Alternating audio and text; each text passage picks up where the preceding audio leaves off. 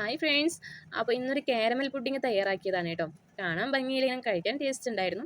അപ്പോൾ നമുക്കത് എങ്ങനെയാണ് തയ്യാറാക്കിയത് നോക്കിയാലോ. ആദ്യം നമുക്ക് കാരമൽ ചെയ്തെടുക്കാം കേട്ടോ. 2 ടേബിൾ സ്പൂൺ പഞ്ചസാരയും 1 ടേബിൾ സ്പൂൺ വെള്ളമൊക്കെ ഒഴിച്ച് കാരമൽ ചെയ്തെടുത്തിട്ടുണ്ട്.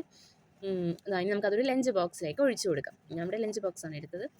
അപ്പോൾ നമുക്കതിലേക്ക് ഒഴിച്ചു കൊടുത്ത് ഒന്ന് ചുറ്റിച്ചു കൊടുക്കാം. എല്ലാവരും ഒന്ന് ആവാൻ വേണ്ടിയിട്ട് ഇതേപോലെ ഒന്ന് ചുറ്റിച്ചു കൊടുക്കാം. കുറച്ച് കട്ടിയായി പോയി കേട്ടോ, സാരമില്ല.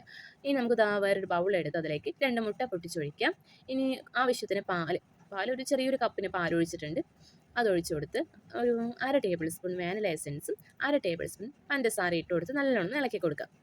നല്ലോണം ഇളക്കി കൊടുത്ത് നമ്മൾ കാരമൽ ഒഴിച്ച് വെച്ചില്ലേ, അതിലേക്ക് ഈ മിക്സും കൂടി ഒഴിച്ച് കൊടുത്തിട്ട് ബോയിലിംഗ് പേപ്പർ കൊണ്ടൊന്ന് അടയ്ക്കാം കേട്ടോ.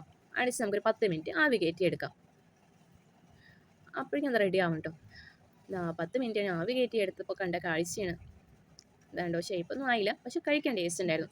അപ്പോൾ നമ്മൾ ഒന്നും കൂടി ഉണ്ടാക്കി നോക്കിട്ടോ. അപ്പോൾ അന്നും ഇതേപോലെയായിരുന്നു കേട്ടോ, പക്ഷെ കഴിക്കാൻ നല്ല ടേസ്റ്റൊക്കെ ഉണ്ടായിരുന്നു.